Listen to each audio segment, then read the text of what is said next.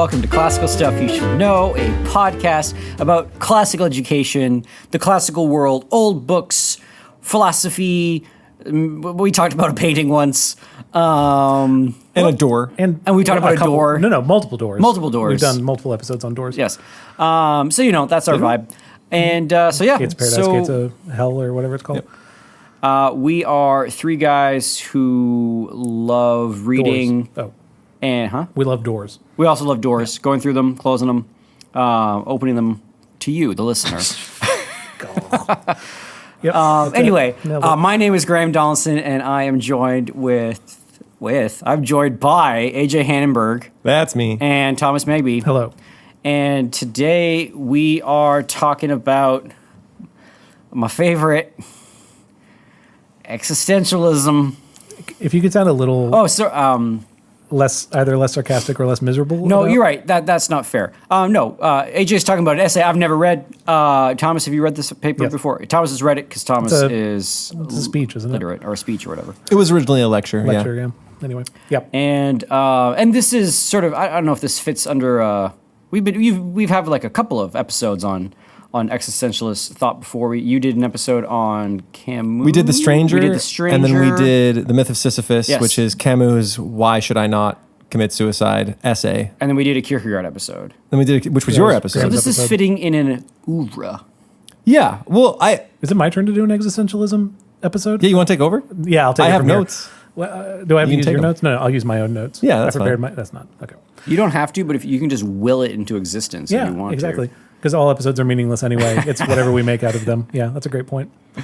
Anyway, Hannenberg. The point is that you make them. The point is that I endeavor to try to make a good episode because the essence of the episode precedes. Nope, the existence of the episode precedes its essence. I forget that. No. The essence of the episode precedes its existence. You have a design. No. That's not what Sartre argues. Isn't it? Not humans are different. Oh, okay. The podcast is something else entirely. Wow. Oh, I've got an example. I did some research, boys. Oh my gosh! All right, so ready. All right, so let me take you on a journey, listener, on me trying to figure out what to do for this episode. So. First, I thought, like how the sausage is made. Yeah, I know. I thought, hey, why don't I read some Sartre, right? That'll be fun. So I started reading Nausea, and whoo boy, it was a whole thing. So I said, maybe we'll do something else. So I started reading Marco Polo, The Adventures of Marco Polo, which I will say, the first couple chapters are great. They describe Marco Polo's adventures in the East. Okay. And then after that is almost a... Did they find him in the pool? Did they actually find him? No, they never did. Okay. Yeah. Anyway, that's the point. After that, it's just a recounting of the cities that he passed through and how they're governed and like their weird landmarks and stuff. And that I think gets pretty ho-hum for a podcast. I did an entire episode on Herodotus in Egypt, and that's exactly what he did. So look. But yours had water horses. I thought it was great. I had water horses. That's exactly right.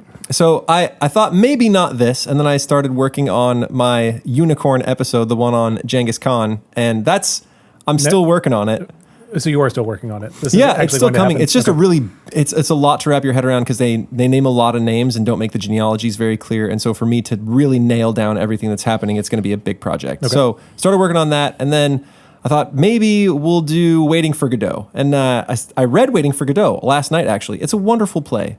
But the very conceit of the play is that nothing happens. Yep. And I thought, man, it'll be impossible to get a podcast out of this because the plot will take roughly 2 minutes to recount. And basically, someone said it best when they said, it's a play in which nothing happens twice. Yeah, yes. There's a part one where nothing happens, and then there's a part two where nothing happens. And it's a play based on absurdism, right? That we are confronted with our lack of meaning, right? They're just waiting. There are two characters in that, right? There's actually four. So there's two main ones. Characters. Vladimir, they call him Didi, and then Estragon, who goes by Gogo.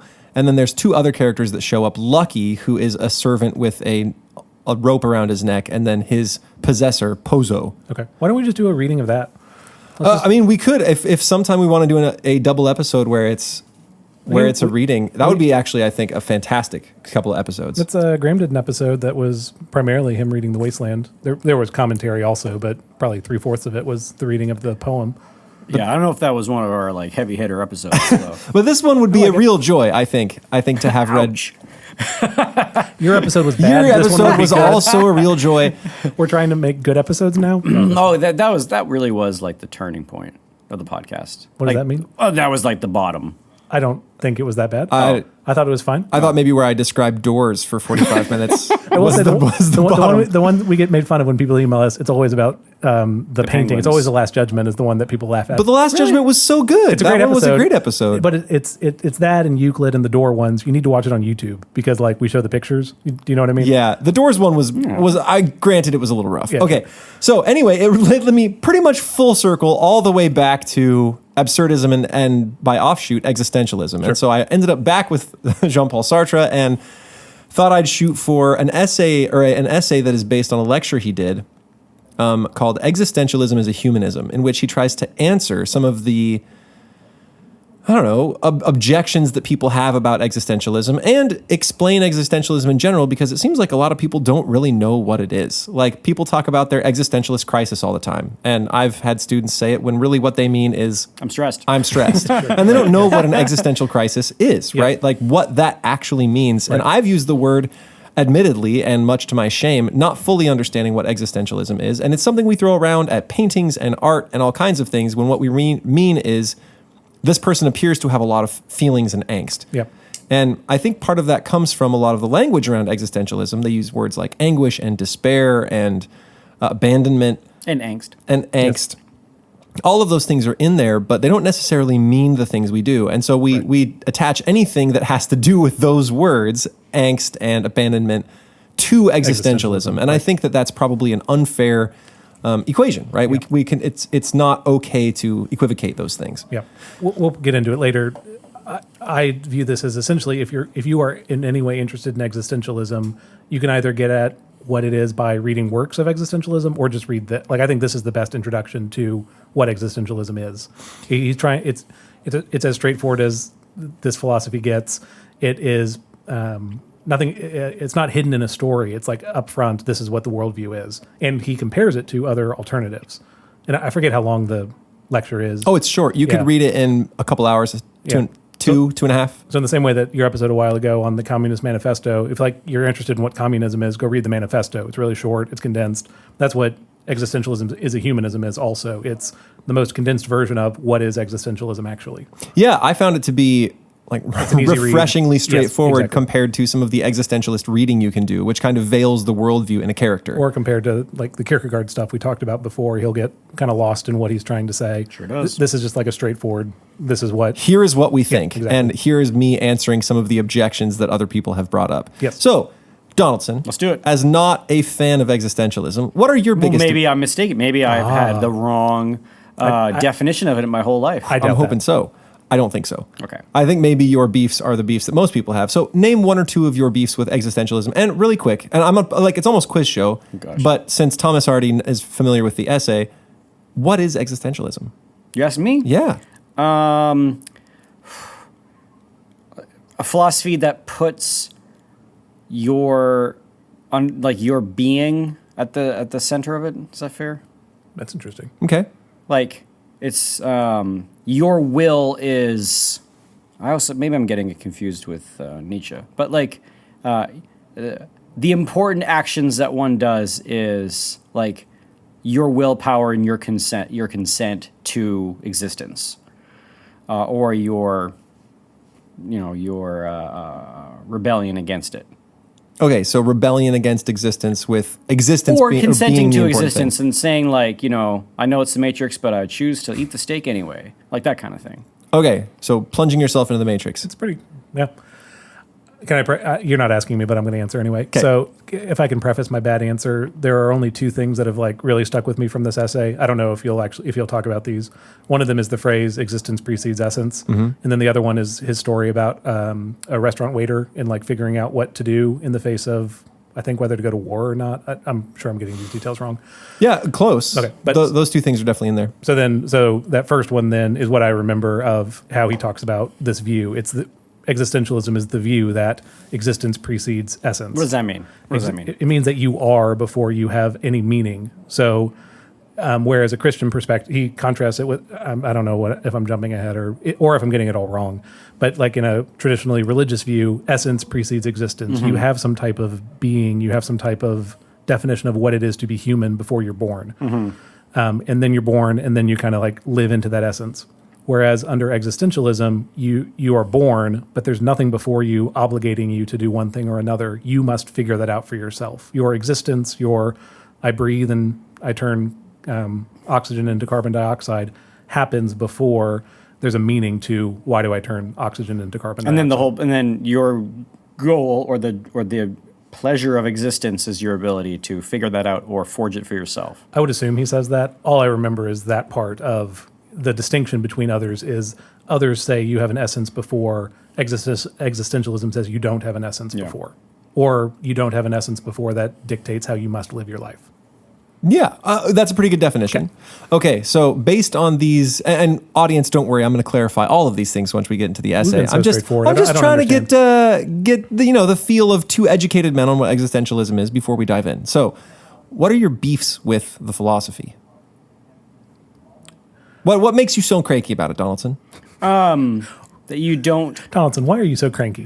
Why am I so cranky? The beef is, well, one is sort of an observation is, okay, if we are all, if there's existence precedes essence and we're all sort of thrown into this world carte blanche, then how come so many people end up having the same conclusions about right and wrong and good and bad and these kinds of things? So like, that's more of like a logical question, or that's like maybe an anthropological question.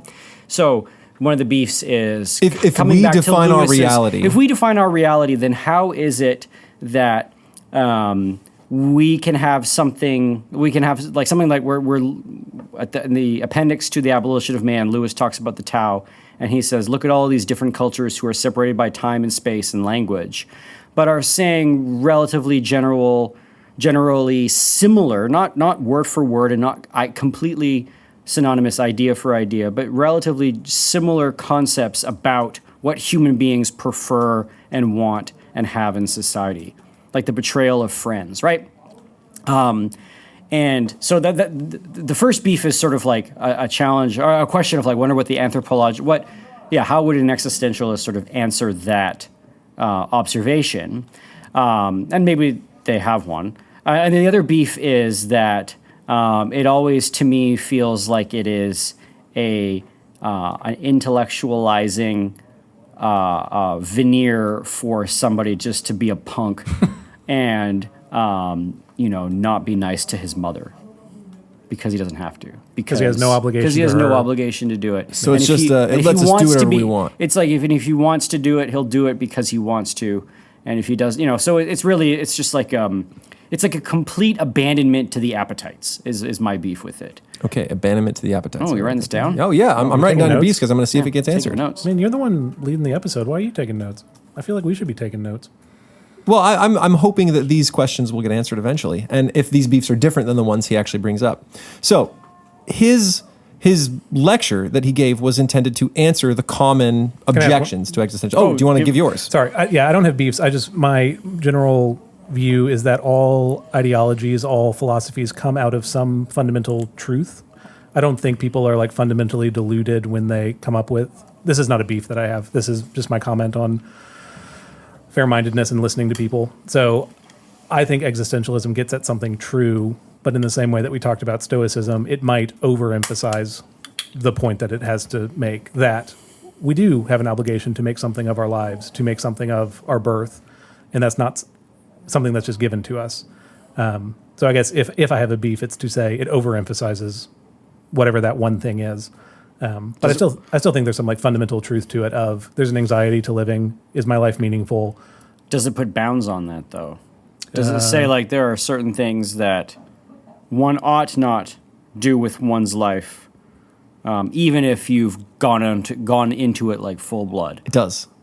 Okay. It does put bounds, although the bounds are strangely established. I definitely don't remember the bounds. I do remember when we talked about which one did you say was the one about suicide? Absurdism. The book. Sisyphus. Oh, the myth of Sisyphus. That one ends up taking a moral stance, but doesn't really have a foundation for its moral stance. It is rebellion against the absurdity of life lends life its grand nobility. Yeah. But where do you get your definition of nobility? Like, because if life is completely absurd and there's meaninglessness, then nothing is noble and it doesn't matter what you do. Right. So summary point on just like how I view all these things is there's probably something core at the center of it that is a true thing. so positive, but the negative is that it's overemphasized to the point of saying this is the all-encompassing one thing, when in fact, I derive great joy from like my social relationships, which put obligation on me, which would contradict some piece of existentialism. Yeah. As I understand it. Again, you've read this more recently. Okay, great. Is it like codified acedia? Is that what? Well, let's get into it. Let's Let's dive in. So I think enough of the preamble. So the objections that he is attempting to answer, there are 4 that I could glean from this essay. And remember, audience, I mean, I'm no philosophy professor, so this is my basic understanding here. So objection number 1, that existentialism encourages people to remain in a state of quietism and despair, basically finding meaning in a contemplative, resigned philosophy. Right? If all solutions are barred, then we have to regard any action in this world as futile. And so at last we arrive at a contemplative philosophy, right? Doing things don't matter. And so we are plunged into thinking a lot, which is bourgeois, right? That's a bourgeois luxury. It's luxurious to sit and think all the time. And so that is one of the things that the communists would always say about existentialism is you end up being just a thinker on a log, and because, doing stuff doesn't accomplish anything. My association is almost the exact opposite, in that existentialism is so focused on the creation or the doing of something. I can see why they would say that, but again, I would associate that more with like a stoicism. But okay, and we'll get there. Yeah. So objection number 2, that it emphasizes what is despicable and abominable about humanity, for exposing all that is sordid, suspicious, and base, while ignoring beauty and the brighter side of human nature. that's what I think Graham So it was. focuses on the negative. Yes. It's very dark. Or that doesn't produce beauty. Okay, so that's number 2. Number 3 is that it overlooks humanity's solidarity, right? You are alone, and it considers man an isolated being. So we are cut off from our neighbor, right? Is another one of the objections. Sure, that's a part of what I view as the negative of it. Sure. Okay, and then number 4, for denying the validity and reality of human enterprise. For inasmuch as we choose to ignore God's commandments and all eternal values, all that remains is strictly gratuitous. We can do whatever we please and are incapable of finding fault within the points of view of or actions of others. So it basically precludes judgment. We can never judge others based on what they are doing, right? Because we don't have an appeal to some sort of standard. Exactly. You can't, if you are creating all your meaning, then who are you to say that your buddy is wrong in his meaning, right? So those are the 4 that he is going to attempt to answer with this. I think, from my own opinion, some more successfully and some less. Is he missing anything, in any of your opinion? Well, AJ, do you think I think some of yours have gone unanswered. Okay. So we'll come back around to your objections after we answer these 4. Right. And I think some of these 4, like some of your objections are answered in his 4. And then I think some of your other objections are less well accounted for. Okay, so let's get into... Sartre would say that he thinks he's answered all of Graham's responses, right? I don't think so. I'm not sure. Like, I think some have gone entirely unaddressed. And full disclosure, Sartre later in his life said he even disagreed with some of the points of view put forward here. Like his point of view developed. But I don't know that there is any more succinct expression of what existentialism is. I still think it's a great read for any of our listeners. Sure. Okay, so one retort. Well, let's start with what existentialism is. Right? So existentialism is, and Thomas, you were pretty close, existence precedes essence, or if you prefer, and some of these are direct quotes, that subjectivity must be our point of departure. And he actually does a really good job of giving you a concrete example of this. So say, Mr. Donaldson, you make stuff, right? Okay. You run a little hardware store and you want to make for yourself a hammer, right? You conceive of the hammer, you conceive of its purpose, you know what the handle's going to look like, you know what the head's going to look like, you know what it's supposed to do at the end. So as you make this hammer, right, you know what its essence is. You know what it is going to be. There's a plan, right? And how well you execute that plan is kind of up to your skill. But once it is done, the essence of the hammer has preceded the existence of the hammer. Okay. Right? So for objects that are planned and created, that is true, right? Their essence, what they are going to be or what they are meant for, comes before.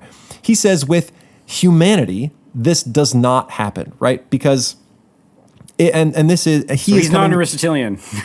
Yeah, he is coming from, and that's just the thing, is like the whole notion of Plato's world of forms is upended. There is no form for man. The idea of a telos of human person. There is no telos, there's no anything, there's no plan. Right. And you exist because humans are the ones who give meaning, right? We are the ones who give meaning to the things around us. We name things hammers. We are the ones bestowing meaning on stuff. And More than that, he is an atheist. There are Christian existentialists, and we'll get to how they fit in later.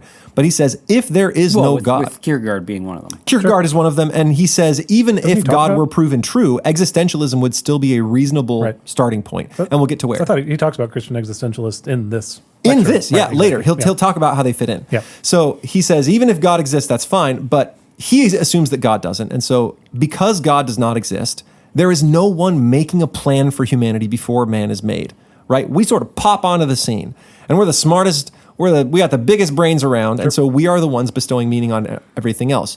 You come into the world, right? You've Right. popped into existence, and what you do with yourself, your nature, is up to you. It is subjective in that you are the one that decides it, right? So you have to find your own meaning. You have to determine your own morality. You have to determine your own standpoint. All of that stuff comes after you are in the world, right? There's nothing that will tell you what your plan is.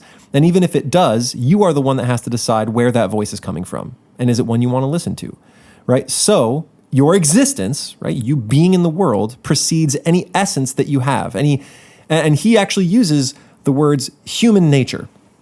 Okay, so let me read a couple of quotes. He says, what do we mean by existence precedes essence? We mean that man first exists, he materializes in the world, encounters himself, and only afterward defines himself.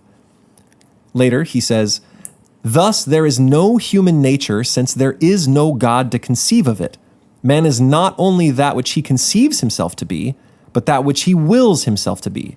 And since he conceives of himself only after he exists, just as he wills himself to be after being thrown into existence, man is nothing other than what he makes of himself. This is the first principle of existentialism. Okay, thoughts so far?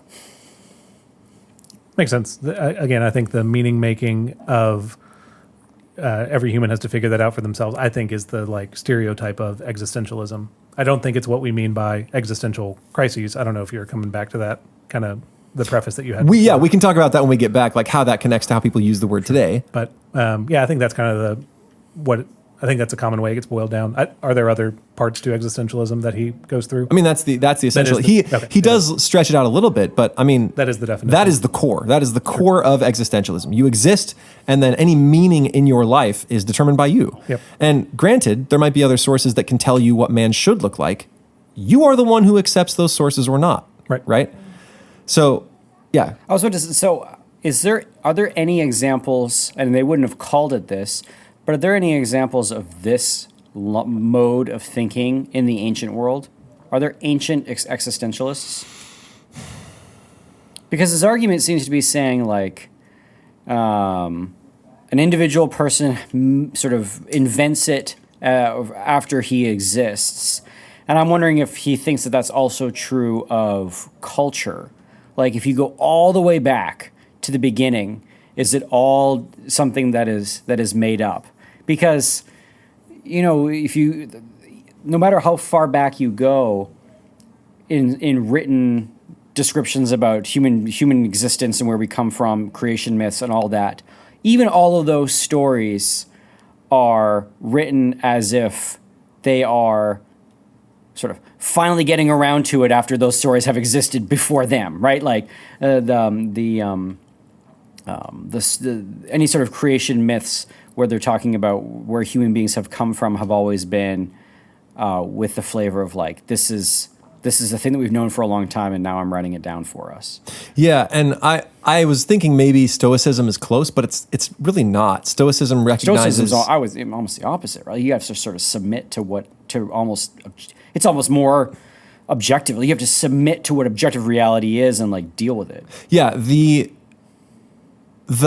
notion that there are eternal, immutable things, a priori things like goodness and evil and truth and beauty, and all of these things are things meaning that we find, and therefore we exist before it's ever in the world. And so the language and a viewpoint of most of the ancients was that there are some things that are eternal and incontrovertible, and you cannot undo them. And it's how to best adhere to them or deal with them, and what things fit into what categories. Most of it is not. We make it all up. Yeah, right? I guess the thought that I have is it feels like a weird argument for Sartre to say everybody before existentialists were basing their views of who they were on some kind of elaborate lie or some sort of received tradition and received story to make themselves comfortable. But I'm the person that has like the balls enough to say that those were all fake and it's all about you doing it yourself, right? Like the beef is that how come it took humanity so long to figure out what Sartre figured out? Atheism. For most of human history, we've been adherents to some sort of divine law. We're talking. I'm not talking just about Christianity, which was the primary viewpoint for most of the Middle Ages, at least in the Western sphere. But we also have Islam. We have this is true of anything. Confucianism. There's Eastern religions, like almost everywhere, or even animalistic tribal religions, right? Exactly. There is always some element of divinity, and when in the Enlightenment, man was like, you know what, we can just do without God entirely. That is where we had to deal with the philosophical ramifications of no divine. There is no eternal to adhere to. There is nobody making a plan. What do you do in the face of that? And this is the genesis of existentialism, nihilism, absurdism. It seems to me to be coming from all of that. Yeah, and have we had atheist philosophers in antiquity? That's a good question. I think there are a few. There are a few that say that there is no God to know. I'm thinking of Siddhartha Gautama Buddha. Yeah, Buddha didn't believe. He said, "If there are gods, we cannot know them." He is actually agnostic. Sort of like Gnostic spiritual realm. Who's the guy that said you can't step in the same river twice? Yeah. I feel like he was atheist. But anyway, I guess my point being like, so Sartre just thinks that everybody leading up to this was fooled. Okay.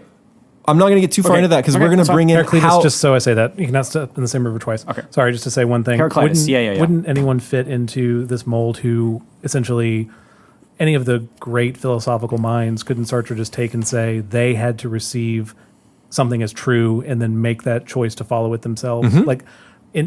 You're asking who's existentialist. Sartre could say everyone is existentialist because they know they're going to die. They have to choose what to do in the face of death, and some of them choose to become great. And that's what I associate with existentialism, that like pursuit of the best of whatever the thing you go after. Yeah, so we are like, you guys are jumping ahead, and that's fine. We can, if you guys would like, we can talk about how it fits in. But I feel like I should lay more groundwork before we talk about how everybody else fits in. I just wanted to answer that same question that Graham was. Go for it. But you are absolutely right that he would say, yeah, those guys did make choices, but they had to do the same thing everybody else has to do. And just like you said, they pop into existence, they have to make choices, and they have to figure out what voices to listen to. Their existence preceded their essence, just as your existence precedes yours. Right? Okay. Okay.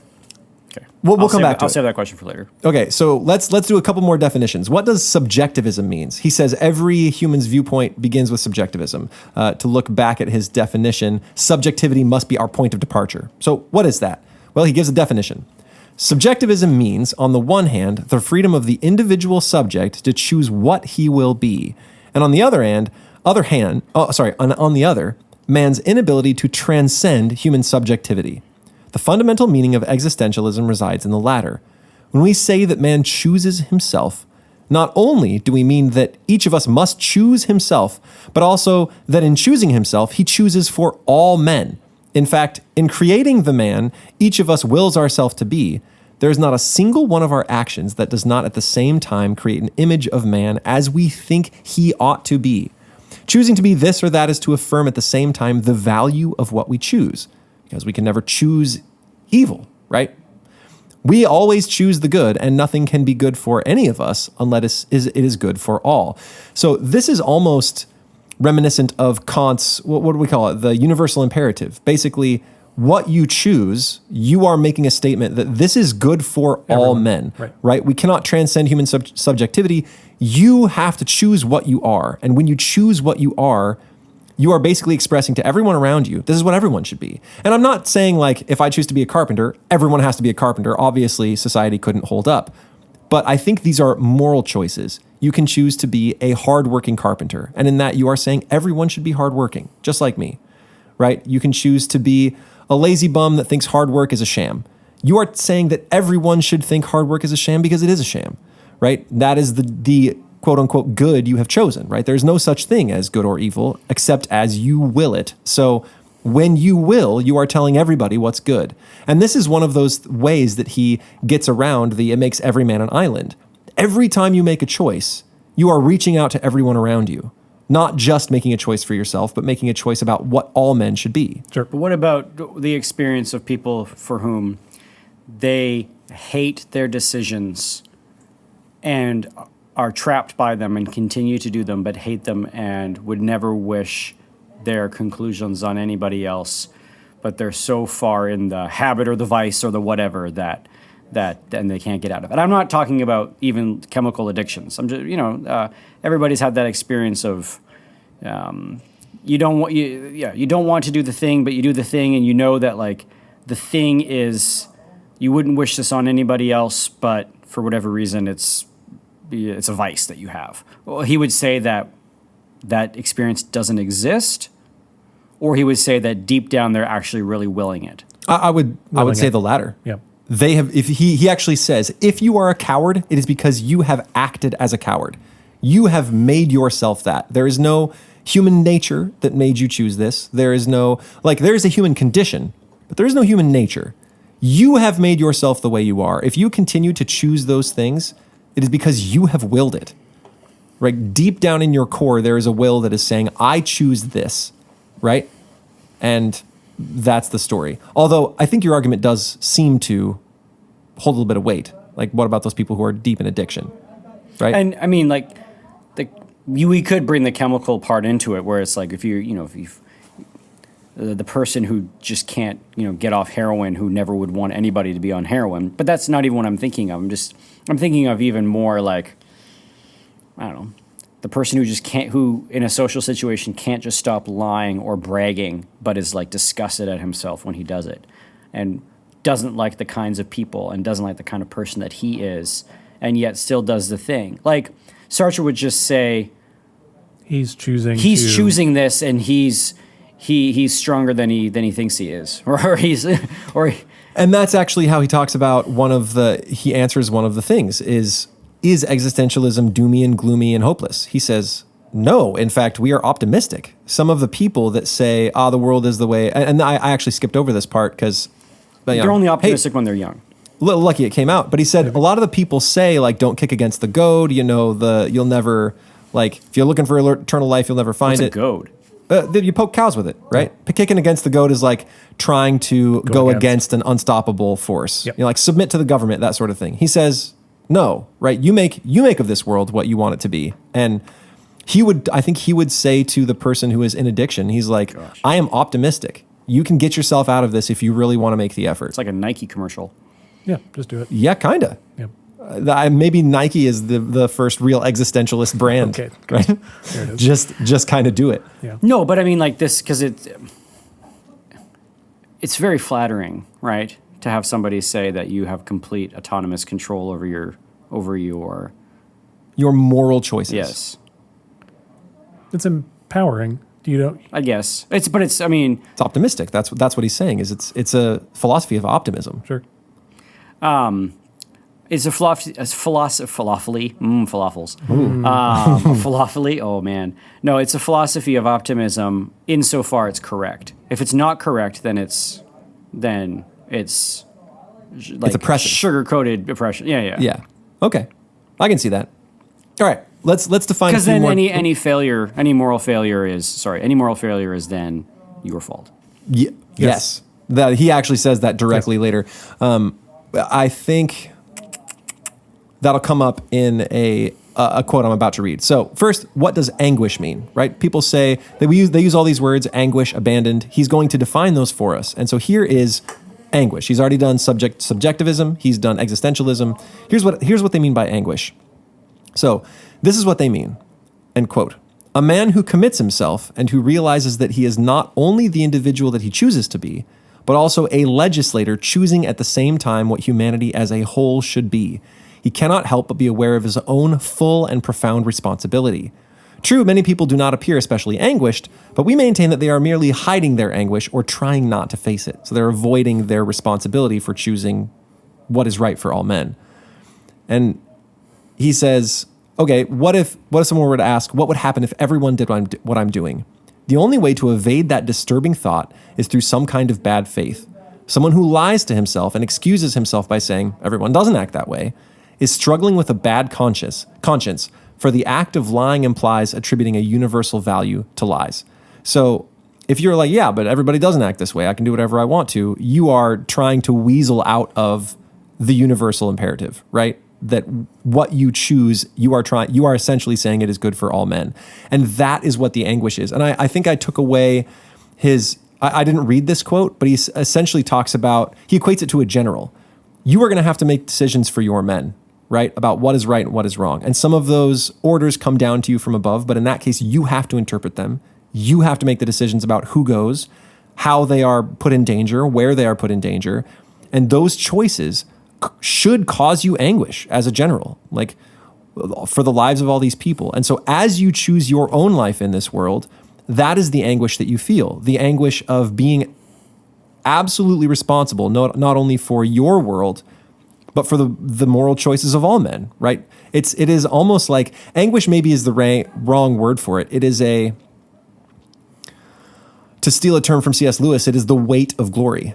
It is knowing that you are making these really weighty decisions. That is the anguish he's talking about. It's not just generally feeling bad that the world is doomy and gloomy. It's the weight of decision making. What if you're a general who doesn't care? Then you are saying that all people shouldn't care. Yeah. And that is a horrible anguish that you feel. But we can't. But there's no judgment that we can place upon him. Judgment's coming. Okay. Yeah. He sure is. Yeah. Okay. And he also gives the example of Abraham, right? He got an order from God to sacrifice his child, but he had to make choices when that voice came down. To do it. Right. Was it really an angel? Was it really the voice of God? Is he the kind of guy who is going to make that choice? Is that commensurate with a God who is generally merciful? He's got all these weird choices to make, and so he still has to make them. There is still a subjectivity there. Okay, let's go and define abandonment. Abandonment means God doesn't exist, right? And we bear the full consequence of that assertion. We are abandoned. That's right? What he means by that. Okay, let's see. So he talks about how when God was originally done away with, quote unquote, the philosophers of that age are like, we essentially need to fight to reestablish the eternals because we would still like to have society, right? So we're going to do away with God, but still keep all the morals, right? We can still have the same standards of honesty, progress, and humanism, and we will have turned God into an obsolete hypothesis that will die quietly out on its own. He says, existentialists, on the other hand, find it extremely disturbing that God no longer exists, for along with his disappearance goes the possibility of finding values in an intelligible heaven. There could no longer be any a priori good, since there would be no infinite and perfect consciousness to conceive of it. So we have to deal with that abandonment. And here is where the story of your guy comes in. A waiter, yeah. Is he a waiter? That's what I remember. I forget. He's a student of his. Okay. So he comes and he's looking for advice. And so this student is in a weird position. He is seeing the deaths of his countrymen, and he feels compelled to go to war. Yes. But I think it was his brother and his father who got killed. And so his mother she's got only him left. Yes. Right? And so he has to choose between staying with his mother and being her only comfort, or leaving his mother, risking his own death and going and fighting on the front lines, which he sees as not only helping his country and a universal moral good, but avenging the deaths of his brother and father. Now he knows he could get waylaid. Once he gets there, he could get stuck in a paper pushing job. He could be stuck at a desk, no vengeance to be had. He might not even be very helpful. He could get there day one and die. He knows that.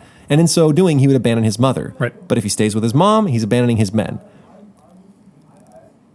Sartre points out that there is no real good guidance for this. Even if we appeal to Kant, who says you must make the choice that all men would make and never treat man as a means rather than an end. Right. In both situations, you are treating one group of people as a means and the other as an end, right? If he stays with his mom, he's treating his mom as an end, but his countrymen as a means to allow him to stay.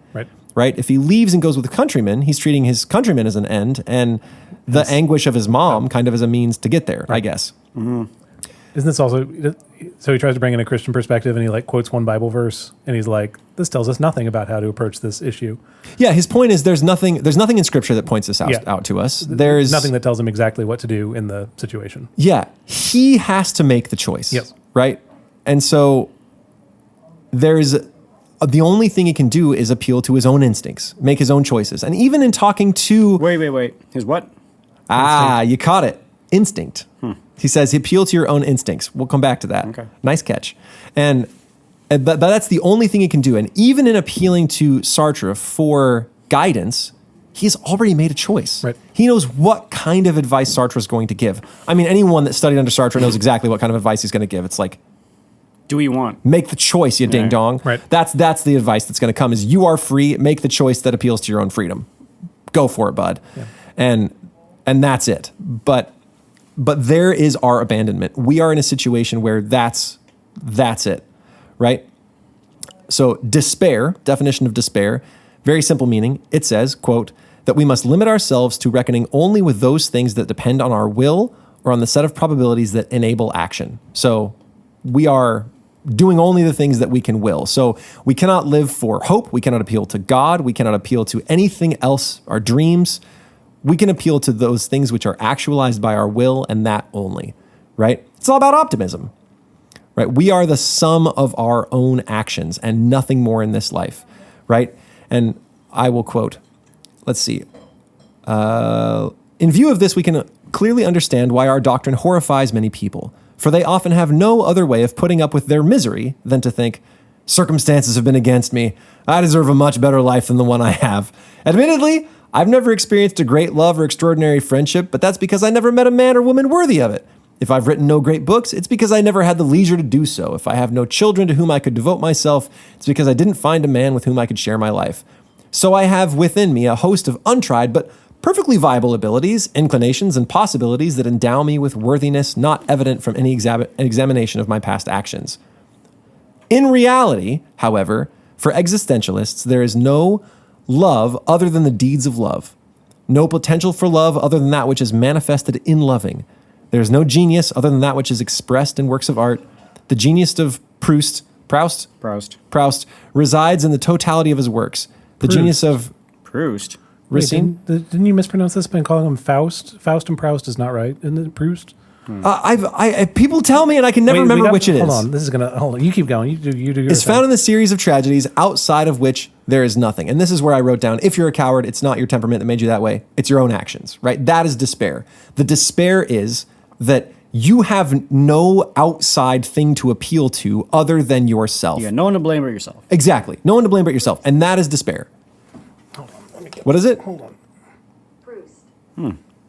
Proust. I stand corrected by By the a random- animated By lady on the internet. Yeah, exactly. Okay, so a few last notes, and then we can talk about your guys' objections and my own thoughts. So he also says that this is one of the only philosophies that maintains human dignity. We become an actor rather than a subject, right? We are not subject to anybody else's will but our own, right? It is it is reminiscent almost of absurdism, where it lends sort of a romantic feeling to life. You are what you will yourself to be. It's undignified to be a subject. That's an assumption, I think, that he makes. He also says that you cannot be in anything unless you sort of are recognized by another, right? Through others is how I have sort of knowledge of myself. And so it isn't a lonely philosophy. And you are talking, whenever you make a choice, you're making a choice for all men. And there is no universal essence comprising your nature, but we do have a condition, like we will die, right? There are things common in all men. And he also says, because there is a universality of experience, this one I found weird. So any man is capable of understanding any human project. This should not be taken to mean that a certain project defines man forever, but that it can be reinvented again and again. Given sufficient information, one can always find a way to understand an idiot, a child, a person from a so-called primitive culture, or a foreigner, right? Man, because of our condition, is the same. We understand sort of all of our common aims, right?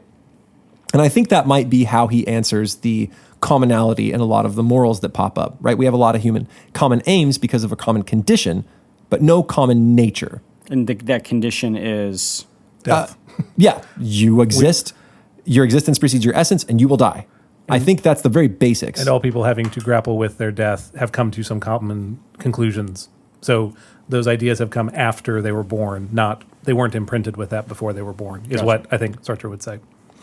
Okay, here is, and there's two last things, audience. I promise I'm only going to give you like 2 or 3 more quotes. This one's long, and this is about how we judge. So, nevertheless, we can pass judgment. For as I said, we choose in the presence of others, and we choose ourselves in the presence of others. First, we may judge, and this may be a logical rather than a value judgment, that certain choices are based on error and others on truth. We may also judge a man when we assert that he is acting in bad faith. If we define a man's situation as one of free choice, in which he has no recourse to excuses or outside aid, then any man who takes refuge behind his passions, any man who fabricates some deterministic theory, is operating on bad faith. One might object by saying, but why shouldn't he choose bad faith, right? If you choose, why not choose bad faith? And he says, my answer is that I do not pass moral judgment against him, but I call his bad faith an error. Here we cannot avoid making a judgment of truth. Bad faith is obviously a lie because it is a dissimulation of man's full freedom of commitment. On the same grounds, I would say that I am also acting in bad faith if I declare that I am bound to uphold certain values, because it's a contradiction to embrace these values while at the same time affirming that I am bound by them. If someone were to ask me, but if I want to be in bad faith, I would reply, there's no reason why you should not be, but I declare that you are, and that a strictly consistent attitude alone demonstrates good faith. What is more, I am able to bring a moral judgment to bear when I affirm that freedom, under any concrete circumstance, can have no other aim than itself. And once a man realizes in his state of abandonment that it is he who imposes values, he can will but one thing, freedom as the foundation of all values. And to follow up on the quote, he says, we will freedom for freedom's sake through our own individual circumstances. So to summarize, audience, we can judge, but it must be a judgment not of like moral worth, but of error and non-error, like logical, kind of. And if someone's acting in bad faith and seeing like, yeah, I want to act like I don't have any moral choice, he's like, well, that's an error. You're being a doofus, but you do you, bud. Exactly. I think that's the conclusion we must draw. Is that a reasonable way to summarize? Yeah, this is the point you made before, is that some people make bad choices and continue in those bad choices. Some part of it is habit, and some part of it is personal choice, right? And people are free to make those choices as long as they don't impact someone else, as long as they're not, I'm going to become a warlord now. Like, I don't know if he goes into that, though, of like, you can't harm people under this. He doesn't at all. Exactly. You can't. I mean, there's no value that says you can't. I'm sure. No, you're in error because it's selfish. You are willing your own freedom. If they're willing their freedom, true. they have the right to fight you. That is true. Right? That is right. Okay, I'm going to skip the bit on Christians because we've essentially said how they come in, and that's that, like, even if you affirm God exists, it makes no difference, right? We still have to rediscover yourself and sort of act within our existence. Like, we are in the world before we can say, yes, I believe in God, right? Okay, so to round out some of your objections, your objections that were not the ones that he was answering. So Donaldson, you got your feathers up when he said instinct. Why? Because he was saying that at some point a human person is appealing to, and then he said appealing to instinct. So that man has to appeal to his instinct as to whether or not it is... He should abandon his mom or go to war. He should abandon his mother or abandon his country, right? And to say that you're appealing to instinct is like, okay, you're appealing to what? What is that thing that he is appealing to when he's talking about instinct? Might you call it human nature? Yeah, human nature. So is it a biological instinct? And this is what Lewis goes into when he criticizes this specific line of argumentation that if there is no objective morality, it is on human instinct. If it's biological instinct, well then, I don't know if you want to go into Lewis's claim on biological instinct, but the point being, he says like instinct will often have to choose between two instincts. Yes, right. Yeah. He has an instinct to love his mother and an instinct to be a good friend, to be a good friend, yes, because being vengeful. because it's biologically good to band together for safety, right?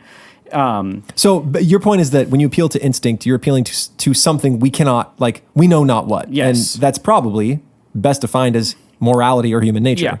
Yeah. And so it's by sort of going back and saying that man is appealing to instinct, well, then he's appealing to something, that is after his existence? Exactly. Or before his existence. And I would that say he's appealing something to. before. And right? if he says this, and if Sartre is saying it's appealing to something after his existence, then my initial question of, then how do everybody who doesn't have this same, maybe we have the same biological instinct, but if we don't have the same sort of like moral framework, then how did civilizations spread over time and culture like come to very similar conclusions? And the answer may be that it's driven from biological instinct, and that's usually where this argument then gets the traction is. And so you have like sort of the modern atheists will make the argument. What's that dude's name? He's the meditation guy. Does a podcast. Sam Harris. So that's Sam Harris's big point, which is that it's flowing out of a biological place. Mm-hmm. And C.S. Lewis talks about how that cannot be the case, right? Because often you have to choose between two biological imperatives, right? When you see someone in trouble, you have two instincts. One is to help that person and risk your own skin. The other is to run away like a ninny. One of those things you'll feel bad about doing, right? Running away like a ninny and letting that other person get hurt. One of those things you'll feel good about doing, even though it means your possible death. Yeah. So something is choosing between those instincts, and to call that choosing thing also an instinct feels like an error. And also risking your own death and therefore the lack of ability to spread your biological material. But it is still the thing that you feel bad about. Doesn't seem to jive. But you can make the argument that we are a social species, and so saving those in trouble is an imperative that actually helps the horde. But the stronger instinct is definitely to run away, right? Yeah, and so you have to choose the lesser But then biologically, instinct. we would only feel that if we could make the value judgment on the quality of the person in danger, right? Yeah. If it's an old man, and it doesn't seem you have to weigh yourself and your own biological imperative against the old one. And so then the sort of the natural human pity then doesn't seem to jive with that. Anyway, but that's sort of that was my beef with that idea when he sort of is making that appeal to instinct. Okay, I along with you, the thing that kind of got my feathers up as I was reading through this, and we're going to talk about some of my objections here, if that's okay too, is when he says we will freedom for freedom's sake through our individual circumstances. My question is, why is freedom good? Like, and this is an objection to a lot of same objection I have to absurdism, is that it appeals to certain things as good in and of themselves. When he says we appeal to freedom for freedom's sake, that's an eternal. Why does freedom's sake get? He is appealing to an a priori truth, and that is that freedom is good. And he makes the same mistake earlier when talking about judgment, right? He assumes that error is a bad and truth is a good. He doesn't say it, but he makes that assumption. Yeah. Knowing truth is better than knowing evil. And we can only make that as a value judgment a priori, right? All men know this. We know it as we exist in the world, right? It's not something I've willed. It's just a thing. And so he is making these value judgments even though he is claiming that he is not, right? There is a good there that he appeals to for itself as a, what do you call it? A transcendental, right? It is good in and of itself. It's an eternal. Freedom is good, and we appeal to it just because it's freedom, and that's a judgment. It's a moral judgment. So, you also talked about another thing that came up to my mind as I was reading this is recently I looked back through The Abolition of Man. Sorry to reference Lewis so often, listener, but he has a lot of things to say about this. That when he talks about the guys who choose what man will be next. Like the conditioner in the third chapter of C.S. Lewis's Abolition of Man, like if we really can, I'll say genetically choose what the next generation looks like, the person who's making those decisions about the values of the next generation is therefore no longer human. He gets to choose what humanity will be. And what Sartre is doing is putting every single person in that same boat. Every person is someone that is almost non-human because you get to choose what humanity is. And the only way that you can do that is by appealing to your most base instincts, right? What makes me feel good, what I happen to enjoy sexually, what I like as far as food and drink goes. Like the way that I'm going to will myself into existence, I can only appeal to, I think, what he would call instinct. And he says, I mean, if we make freedom an instinct, right? So it basically reduces man to his most natural bodily functions and therefore lets nature conquer man again. right? Like that's C.S. Lewis's argument, Sure. and it's kind of roundabout. It's just something that he came would not up. say that, because what man makes of these things is not out of these desires for a grand existence. We make cities and civilizations. We don't just make, society has still like moved along by man's fear of death and wanting to do something with their life. I understand Yeah, the we don't point make you're making. cathedrals because we fear death, though. He would say we do. Yeah. He would say we want to leave something after us that, well, I don't know if he would say that we care about what happens after we die, but in life we want to do something grand, therefore we build cathedrals or cities or whatever. And that's my other alarm. My other thing is that he never really gives a satisfying answer for, okay, so I will freedom for freedom's sake, and I do all these things, and I've willed myself to be the way that I think all men should be, but then death wipes me out. Yeah. And that feels like, I think he is maybe misunderstanding the anguish and the doom and gloom, because my beef with it is not that in life it is a pessimistic viewpoint. Seems like in life it's awfully optimistic. You can make of yourself what you want. Mine is that, so you've made something of yourself, And then you die. and then you die. Yeah. And Yeah. But like what and else? posterity will say, who cares? right? Attributing egoism or egotism as the driving force behind all culture, beauty, and art seems like that seems kind of short-sighted. It doesn't seem like that works. I mean, this is what you're taught when you're a little kid, right? They made the pyramids because the pharaoh made the pyramids because he was like proud and wanted to be seen as better than everybody else, maybe. The artist who paints the beautiful painting because he wants to be a big swinger at a party. It just doesn't. He just want because it's sort of driven by ego. It just seems like that's not a very charitable answer for the creation of beautiful and good things, and things that like take multiple generations to finish. Like he would say the reason the Chartres Cathedral is because the person whose name we don't even know because they did that on purpose is doing this so that he can like live forever. I don't know. It just doesn't seem like that. Or he would say that the guy was mistaken. He believed in a God that doesn't exist. Yeah, well, That's what most of it would come down to. I don't think, but he wouldn't say egoism. Again, it's about the human condition is that we die. So that's the given in this worldview. So you kind of have to take that out of the consideration. It's okay, you're going to die. What do you do in the meantime?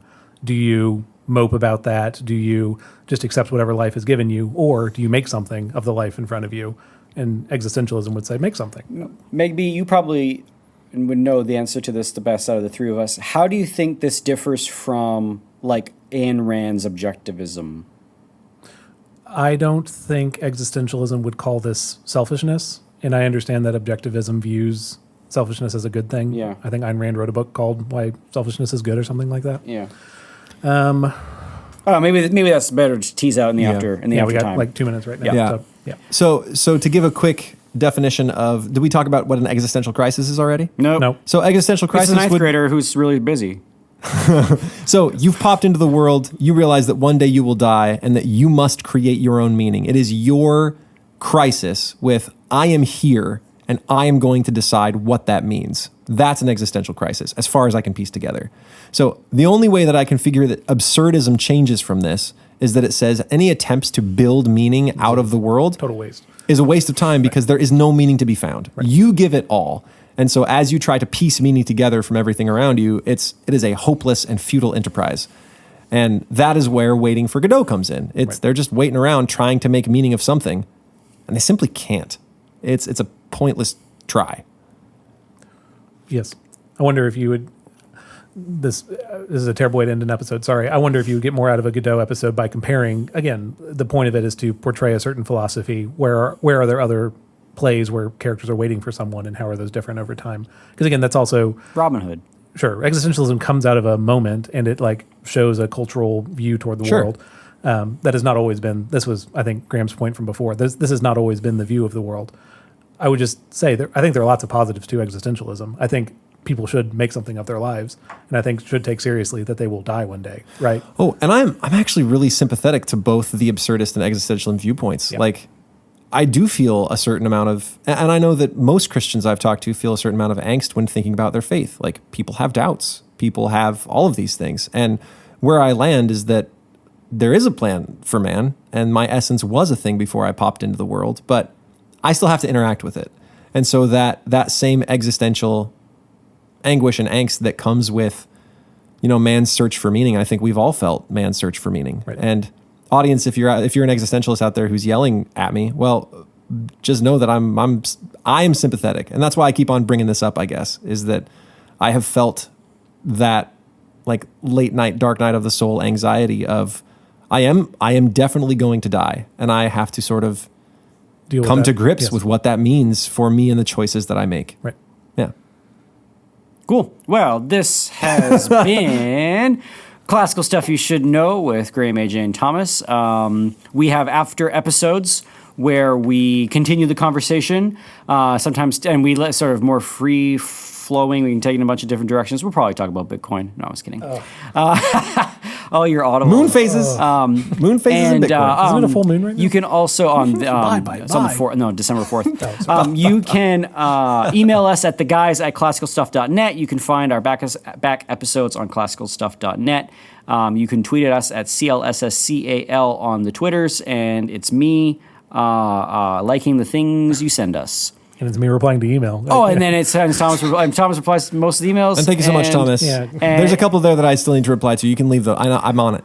Sure. We have a Patreon, so you can patronize us, and there are some tranches or tiers that you can take part in. We're about to record a monthly AMA. So. And we record a monthly AMA, so if you have questions for the guys, we will answer it on a monthly basis. Anyway, so this is us signing off, and thanks for listening. Ciao. Bye.